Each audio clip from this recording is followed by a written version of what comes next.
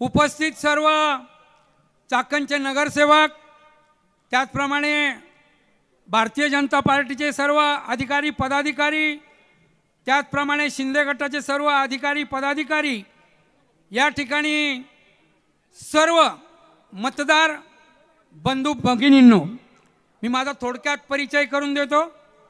मी काळूराम भिकाजी कड, चाकणची खराबवाडी। खराबवाडी नाव आहे पण माणसं चांगली आहेत, पहिल्यापासून नाव खराबवाडी आहे। पण या मार्केटमध्ये गेली 40 वर्ष मी काम करतोय आणि 40 वर्ष काम करत असताना या जागेला एक वेगळा आगळा इतिहास आहे मित्रांनो। मी 1985 साली या मार्केट कमिटीचा पहिला संचालक झालो। नारायणराव पवारांच्या पॅनलमध्ये निवडून आलो। आमचे गुरु नारायणराव होते आणि अण्णाचे गुरु सुद्धा नारायणराव पवारच आहेत।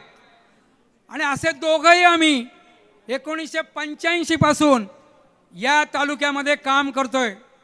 आमदाराची तर राजकीय प्रवास ते खऱ्या अर्थाने 90ला शेलपिंपळगावचे सरपंच झाले, त्यांचा प्रवास सेलगावचे सरपंच ते खेड तालुक्याचे आमदार असा त्यांचा राजकीय प्रवास आहे। 2004 साली आमदार निवडून आले दिलीपांना, त्याच्यानंतर 2009ला निवडून आले आणि 2014ला पराभवाला सामोरं जावं लागलं। परंतु जिद्द आणि चिकाटीच्या जोरावर संघर्ष करीत राहिले आणि पुन्हा ज्या उमेदवाराने अण्णांना 2019ला 32,000 पाडलं, 31,000 पाडलं, त्याच दिलीप अण्णांनी त्या उमेदवाराला 32,000 पाडलं। हा पराक्रम या ठिकाणी दिलीप अण्णांनी करून दाखवला आणि 2019ला पुन्हा ते आमदार झाले आणि आत्ता हे 2024 मध्ये सुद्धा ते पुन्हा आमदार होणार आहेत। ही ग्वाही आणि खात्री एकूण त्यांच्या या प्रचार सभेवरून सांगता येईल।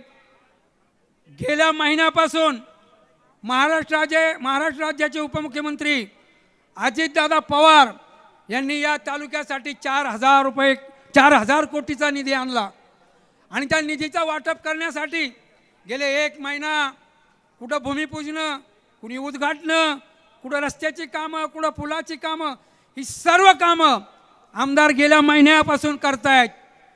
सुदैवाने कर्मधर्म संयोगाने तो महिना संपतो नाही, निधीची भूमिपूजन उद्घाटन होता नाही, तर आचारसंहिता लागली आणि 2024ची इलेक्शन या ठिकाणी सुरू झाली। मित्रांनो, 3 वेळा झालेला आमदार आणि त्याच्या कामाची कसोटी हे गेल्या 3 वर्षात आपण पाहिलेली आहे। 2022 मध्ये 15/7/2022ला श्रेया लॉन्समध्ये अजितदादा आलेले होते आणि त्यावेळेस मला राष्ट्रवादी काँग्रेस पक्षाचा प्रवक्ता म्हणून पद दिलं। परंतु माझी तब्येत बरोबर नसल्यामुळं मी प्रचारात जास्त सक्रिय झालो नव्हतो। परंतु चाकण ही माझी कर्मभूमी आहे आणि म्हणून या भूमीत आम्ही उभं राहणं, आमचं विचार या ठिकाणी लोकांना सांगणं, आमच्या हृदयातलं तुमच्या हृदयात घालणं हे अत्यंत महत्त्वाचं आहे। अत्यंत महत्त्वाचा या ठिकाणी हा उमेदवार तुम्हाला सांगतो, या जागेला हे सर्व माझे मतदार आहेत, शेतकरी आहेत। या जागेला एक इतिहास आहे। ही जागा 1980 साली या ठिकाणी देशाच्या नेत्याच्या नेतृत्वाखाली, शरद जोशींच्या नेतृत्वाखाली कांद्याचं आंदोलन सुरू झालं, ती हीच जागा आहे। ते आंदोलन इतकं मोठं झालं की संपूर्ण महाराष्ट्रात गेलं, महाराष्ट्रातून देशात गेलं। अशा प्रकारच्या या जागेला इतिहास आहे आणि या जागेच्या सभेत या ठिकाणी आमदार मग ते 3 वेळचे असतील, या ठिकाणी त्यांनी आपली कामगिरी करून दाखवलेली आहेत आणि पुन्हा आता 2024च्या या रिंगणात ते उभे आहेत, या मैदानात ते उभे आहेत। त्यांचे काम करण्याची पद्धत, मला एकच सांगायचं आहे की इतका धाडसी माणूस आणि त्यांचा 2 वर्षात स्वभावात बदल झालेला आहे। मित्रांनो, कार्यकर्त्यांनो, आम्ही ज्या वेळेस होतो मी तर त्यांच्या विरुद्ध होतो, खरं सांगायचं म्हणजे. पण 2022ला जेव्हा मी प्रवेश केला तेव्हा आम्ही इतके मैत्री जवळ आली आणि त्यांनी स्वतः अजितदादांना माझी ओळख करून दिली की हे नारायणराव पवारांचे कट्टर समर्थक आहे. आणि म्हणून वेळ काळ बघून आपण बदल करणं हे अत्यंत महत्त्वाचं आहे. माझी सर्व शेतकऱ्यांना विनंती आहे की 3 वेळच्या आमदारांना आपण निवडून देणार नाही तर कुणाला देणार आहे. नवीन माणसाचं काय होणार आहे. अरे 5 वर्ष तालुका परत मागं जाईल. तेव्हा आमची विनंती आहे की अजून 5 वर्षात इथं तर दादांनी सांगितलेलं आहे की तुम्हाला मंत्रिपद देणार आहे. ते तर 100% असं वाटतं की निश्चितपणे या ठिकाणी या तालुक्याला लाल दिवा आल्याशिवाय राहणार नाही. अशा प्रकारची या ठिकाणी मतदारांनी कामगिरी बजावली पाहिजे. आणि म्हणून मला असं वाटतं की क्रांतीची जागा आहे, तालुका क्रांतीवीराचा आहे. आणि म्हणून आमदार दिलीप अण्णा सारख्या आमदाराच्या क्रांतीच्या वीरानं या ठिकाणी या तालुक्यात क्रांती केलेली आहे. त्यांच्याबद्दल एकच सांगन, 45 वर्ष साहेबराव सातकर या तालुक्याचे